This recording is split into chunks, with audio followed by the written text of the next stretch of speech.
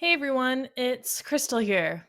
So, I'm here to talk about the signs of burnout. And when you start feeling burnout, you may want to be aware of what kind of signs you may be experiencing or thinking or feeling. And all of these will help guide you to know if you're just experiencing another emotion or physical feeling that will pass, or if you're starting to feel these more constant and consistent, this will then be an indicator of burnout. So, how can we differentiate the difference? Well, if you're experiencing something constantly and it keeps coming up time and time after again, then it should be something that you might want to look into. It could be something that is just a mild symptom, which we talked about the three stages of burnout in the previous video, and I'll just link to that as well at the end so you can look at that. But when it's kind of at the mild stage, it's easier to catch. We can rebound a lot quicker. But as it's progressing, if you're starting to see these signs become constant and almost chronic, then you could be at a different stage of burnout, maybe even going to stage 2 or 3 level. So, thinking and evaluating what kind of signs you're experiencing, what you're seeing, and what you are noticing within your mind and body is really helpful to just get to the nitty gritty of if you're experiencing burnout, or is this just something that's happening to you as every day goes on. So, let's just look at how these signs can be beneficial to you and what to start looking for. So, if you pay attention to actively reducing your stress, then this could actually help mitigate that burnout sensation. But we'll look into burnout prevention later. Let's just focus on the signs of burnout. So, physical signs and symptoms of burnout. You could feel tired and drained most of the time. So if you're noticing when you're coming home from work or after, the end of your day of all these activities that you had to do, or taking care of someone, or whatever it may be that's causing this sensation. After your day is done, if you just feel like you have no more energy to keep going on, to do more things, you're completely exhausted, and you just have low energy. This can start progressing into where you feel low energy all the time. So noticing, is it just like once in a while and you have a bad day and you're just having, low energy by the end of the day, or it's been very stressful, or lots of things have been going on and you're just tired? Well, that's normal. But when it's constant and when it's every single day, and when you're noticing that things are happening very frequently, this could be a sign of burnout. So just pay attention to that. Lowered immunity and frequent illnesses. Now, when we're at a high stress level all the time, our immune system does get lowered because we're in that constant fight and flight mode.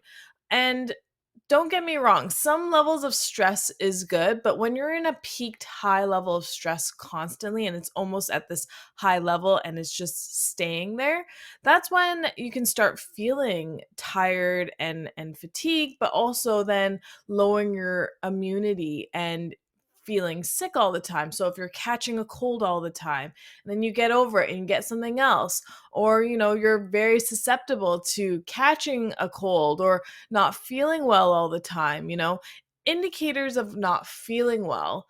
It could just be from a mild headache, or even if you're not, you know, eating properly and you're feeling nauseous all the time, certain things like this lower your immunity and can be a sign of burnout. So when this again becomes constant and you're noticing that, you're not feeling well all the time, and when you're not feeling well, when you're feeling great. So when you're not feeling well, that should be very obvious to you. That can be also a sign of burnout. So, frequent headaches and muscle pain. So, this is kind of what I touched on just now about your immunity. But when you keep getting these frequent headaches and muscle pain, that is certainly one of the most major indicators of burnout. And You may think you just have muscle pain, and maybe you did like a really, hard workout one day, and yeah, okay, you'll feel some muscle pain. But when it becomes like chronic pain, like if you have chronic lower body pain, or maybe some sciatica or neck joint pains up there in your shoulder complex, anything like that that's staying with you, that's remaining there, is a sign. And also the headaches. So the headaches are trying to tell you that your stress level is super, super high and that you should pay attention to them. You don't just get headaches for no reason. Um, there's a lot of built up pressure and emotion, and almost you feel like your thoughts are all crammed in there, and then it bursts into a headache. And these headaches can be debilitating. You may not be able to go to work or participate in whatever you're doing, and these headaches can almost take over your life and make you unable to enjoy life. So take a look at that, because there's usually a deeper underlying issue behind constant headaches. So, if you notice that your appetite and sleep habits are affected, so sure, maybe you've lost your appetite for the day, or maybe you're, eating constantly, maybe doing a little bit emotional eating. It's okay here and there. Let's be quite frank. It's something that we may, tap into here and there. But when it starts becoming more obvious that it's happening all the time, every night after you're done dinner, you start snacking, and you snack so much that you go to bed with, maybe not really great serving food in your stomach. Or maybe as, you get home from the day, you don't feel like eating, you've lost your appetite, or even throughout the day because the day has been so stressful, you don't feel like eating. And also sleeping. So diet and sleep go hand in hand. And I did do a little video about this as well on my Facebook channel, but just talking about your diet and sleep, whatever you put in your body, it shows in your sleep. So if you're eating late at night and then you're trying to go to sleep, well, your body's in constant working mode, and your body's supposed to be resting when it's sleeping and re-energizing and rejuvenating you for the next day. And when you've eaten really poor foods, or eaten overeaten foods at that certain time, your sleep could be very challenged, because you're not resting your body and giving yourself that break between eating and then sleeping. So, things can happen naturally. So, we should be eating and sleeping on our natural circadian rhythm. And that's just how we were designed to work. So, you should be sleeping when it's nighttime and waking when the sun first comes up. But if you're noticing that you're having a hard time sleeping, or maybe you're sleeping way too much, this is one of the most major signs of burnout. And people may not notice it because they're like, okay, I'm just having a sleeping issue, or I'll just have a snack here or there, or I'm not really getting, adequate sleep. Maybe I need like 8 hours, or I've slept so much and I don't feel rested in the next day. So all of these things, if they keep constantly happening and you notice a pattern, then this is going to be a sign of burnout for sure. And a lot of people that are experiencing burnout have this because their stress level is so high that they're unable to cope, and their body is unable to cope. So it's responding to the lack of being able to cope. So let's look at some emotional signs and symptoms of burnout, because this can really help as well with whatever's happening thought wise in your head. And, our thoughts are meant to serve us. And, sometimes our mind is constantly chattering, it's constantly going. And, even at the quietest times, we would hope for some, quiet peace. But sometimes that's just impractical to think. So, just looking at the signs of what your emotions are and see how they relate to burnout as well. So, a sense of failure and self doubt.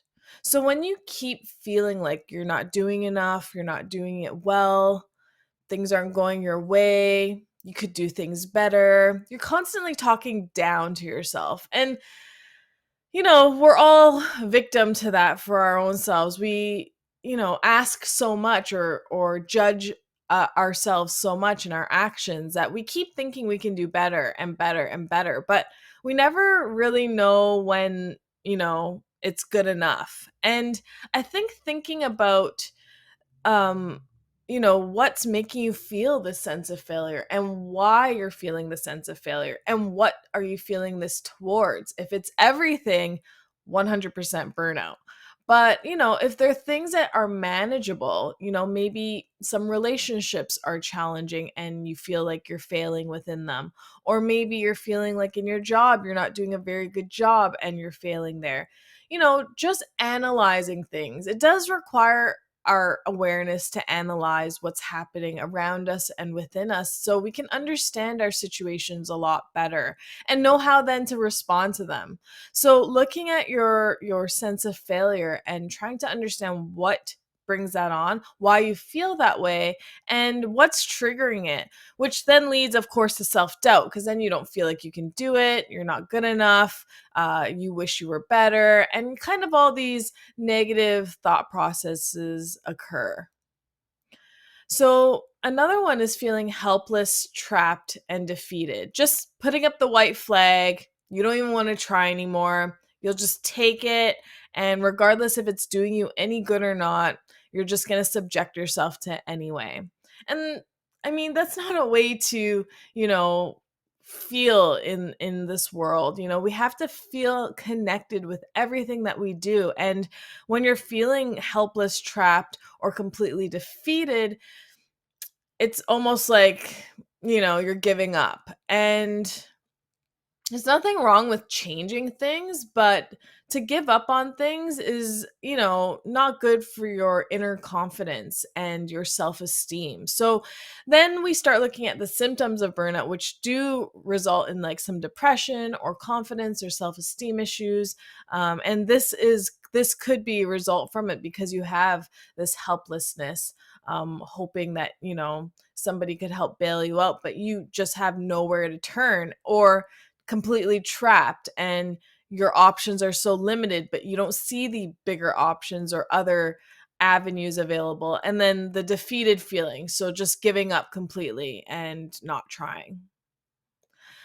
So when you start feeling also detached and feeling alone in the world, really lonely, this is also burnout. And how is this burnout? Well, we're not asking for help. We're not looking for help. We're not getting help. And we start isolating ourselves and we start feeling like there's no one around us that will understand us. People aren't aware.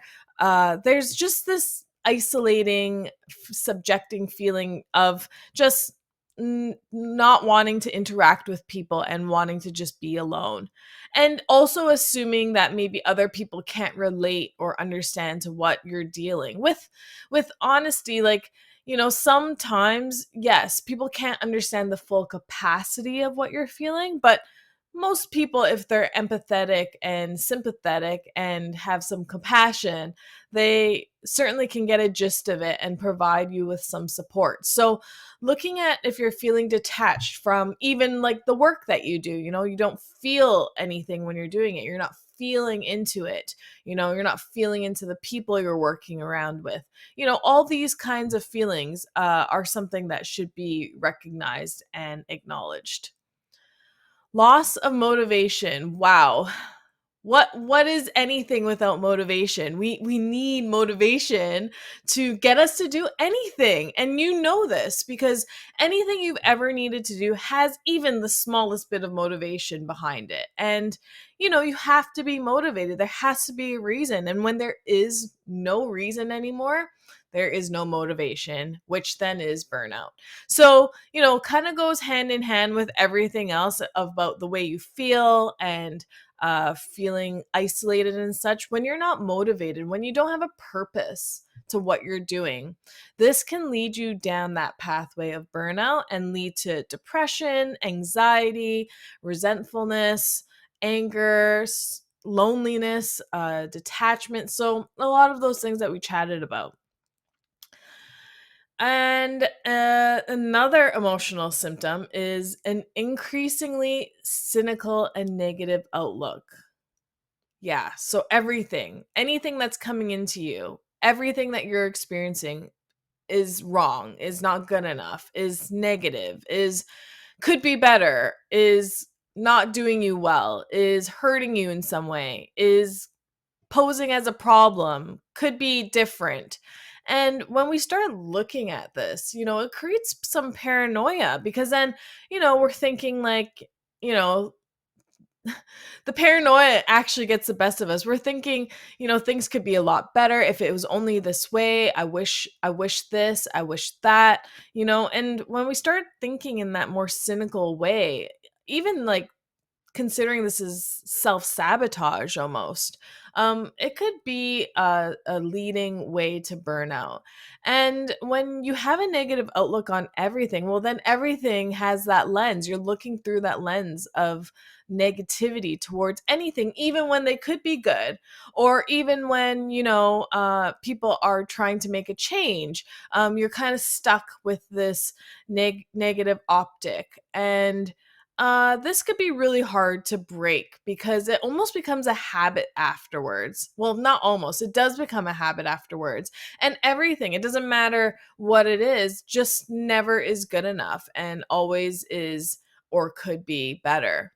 So being aware of that also can help with your mood and also send these like signals to your body, which could create the headaches or the muscle pain when we're constantly thinking this way. And so looking at what you're cynical about, maybe, yeah, you do experience some anger towards somebody else, or, maybe somebody didn't give you the recognition you deserved.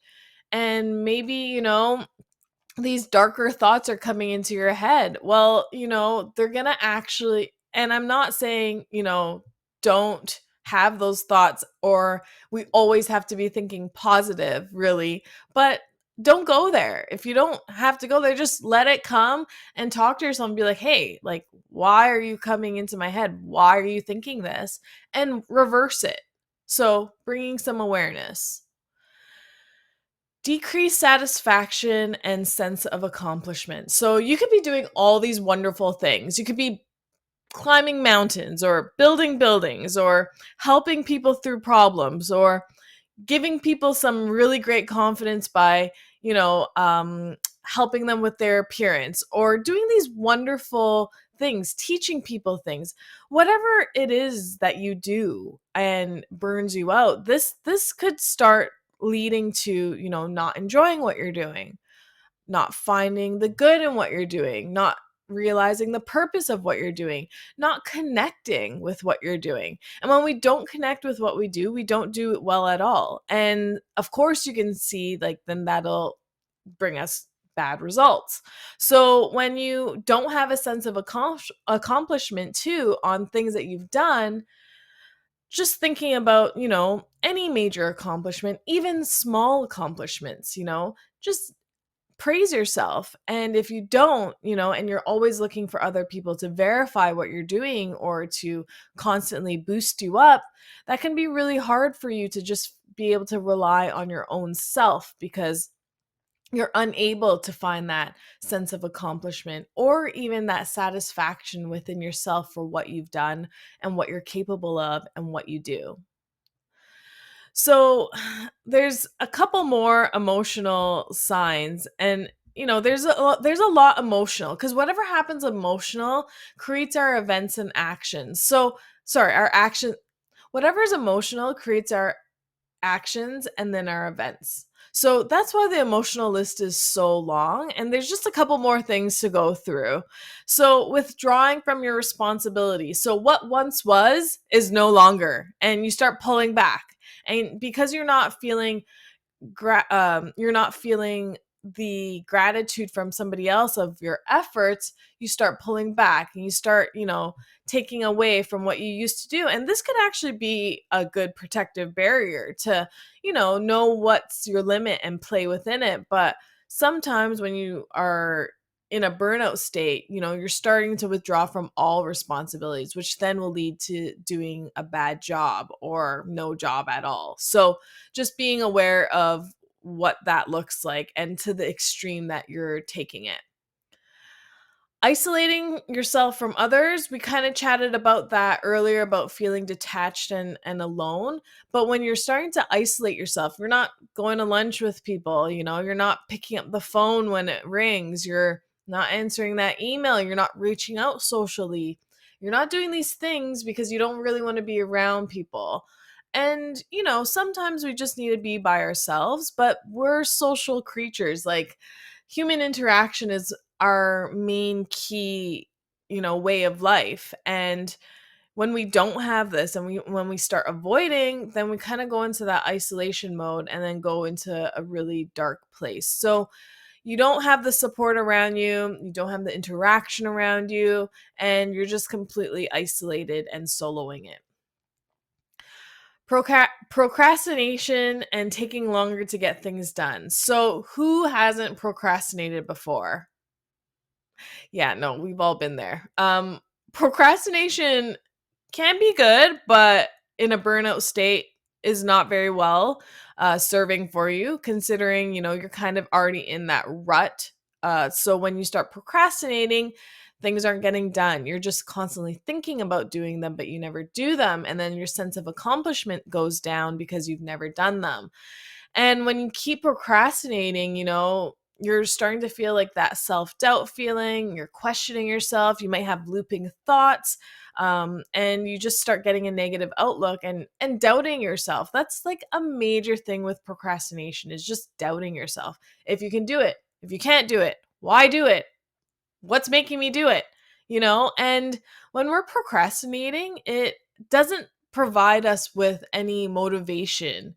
And when we don't have motivation, we procrastinate. So this is a major sign of burnout, when you are noticing that tasks that you have to do, could be anything, even the most minor things, maybe doing dishes, or maybe following through on cooking for yourself every week, or maybe just making sure that you implement, what you need to do for your business or for work or taking care of somebody, whatever it may be. And you're putting it on the back burner and it stays there, and you keep looking at it and it's staring at you in the face, but you don't do anything.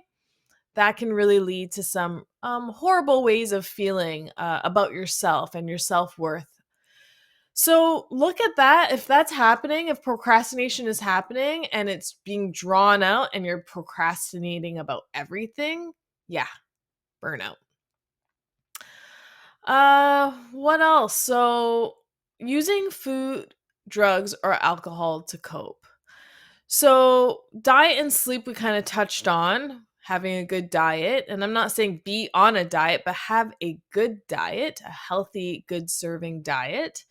But when you're using it to not your benefit, overeating, undereating, eating too much of things that aren't good for you, processed foods, treats, sugars, whatever it may be, when the food is not helping your body, because food is medicine. That's what we use to charge and fuel our bodies. When we're not using the right ones and we're, rolling up to get takeout all the time, or we're constantly like munching on chips or whatever. I'm not saying don't ever, but don't all the time. And then drugs and alcohol, it's just finding a good balance in your life. When you start, like, when you never use them and then you start using them to cope, having a hard day at work, coming home and having a beer or drinking more than one beer, or having a rough day and needing to like smoke something, or having all this trouble in life, and rather than dealing with the trouble, you rather numb yourself away with some addictive substance. So whatever that may be, I'm not condoning that act at all, but I'm just saying, when you're noticing that you're using it to cope rather than, using it for enjoyment, if you do enjoy it, or if you do use it, letting it help you and serve you rather than debilitate you and numb you, there's a huge difference. So, looking at how those things are helping you cope or not cope is really important as well, because this is a true sign that you're in burnout mode if you're using substance of those three to cope. Taking your frustration out on others. Wow, like we never notice this. We never notice this. And that's because we don't really evaluate how we treat others sometimes, especially our closest people to us. And when we're constantly taking our frustration out, we may not even notice that. But when we are, this is burnout because we have no other outlet because we can't cope. And so, unfortunately, sometimes our closest ones are our punching bags, or not really, mm, they're just, unfortunately, our sounding board. And yes, in a good way, it's nice to have a sounding board once in a while, but when it's constant and daily and chronic, then this is a problem. And, people can only deal with so much, your partner can only deal with so much, your spouse, your friend, your loved one, whomever is there that you're taking your frustration out on. And sometimes, you break the limit, and the limit, we all have a threshold and we can only all take so much. So when you constantly take out your frustrations on people and you don't internally reflect on yourself, you're just outward uh like verbal garbage essentially on somebody. You're just like, putting it all on them and not taking any responsibility for why you feel frustrated and what you can do about it. And last but not least, the major sign of burnout: skipping work or coming home early or leaving early or not showing up or making excuses, calling in sick. Yeah, all those things. So when you start noticing this constant repetitive attitude, that you're doing all those things, that you just have no motivation, you can't even bring yourself to go there or see them or do it or be around them in that environment. That is truly, truly a huge sign of burnout. And hear so many people experiencing this major one when they're in that burnout mode. And that's reasonable to think. You're in an environment that you don't want to be in, so you don't want to be there. And so you're gonna call in sick. You're not gonna show up. You're gonna make excuses. You're gonna try to leave early. You're gonna try to do all these things to avoid being there. And when you notice this is becoming a pattern, and you're noticing every, so often you're doing this, and it's becoming more obvious in your life that this is, a problem, this is a huge sign of burnout, and this can lead to so many other negative emotions, and also damage some of your relationships around you as well, and your credibility. So, if this is the case, and you're in that mode of making excuses essentially, then that's a huge indicator that, you're experiencing burnout in whatever you're doing. You could be a parent and experiencing it with a child, and then, just lock yourself away and not deal with it. Or you could be in a job and not really enjoy it and call in sick or duck out early or try to like make excuses for not being there. There's just so many things, and this is all, indicators that you need to deal with it, and it's not going to just go away. This is something that you need to take charge of. So these are the signs of burnout. I hope I was able to give you a good in-depth explanation of what they look like, how they can feel like, and just a general basis of, what happens to our mind and bodies during burnout, and brings just some awareness to you so you can evaluate for yourself if you're feeling like this. And if you are feeling like this, it is time, and it's no time is better than the present, that you can do something about it. But it's just a matter of seeing if some of these things are more relevant and show up in your life more, and also if you're experiencing it on a more constant basis, then this is truly a sign of burnout and needs to be addressed. So, looking for these signs, being aware of them, bring some acknowledgement and kindness to yourself when you are doing this evaluation. Just go through each point and, think about it and ask yourself, am I feeling this way? Is this happening to me? And if that's the case and you are, then, there are ways to prevent it and also get you back to feeling good and normal. So I hope that was some great information today. Like the video, comment below, subscribe, and hit the notification bell. And I hope you're able to get some value out of that today. I'll see you guys soon.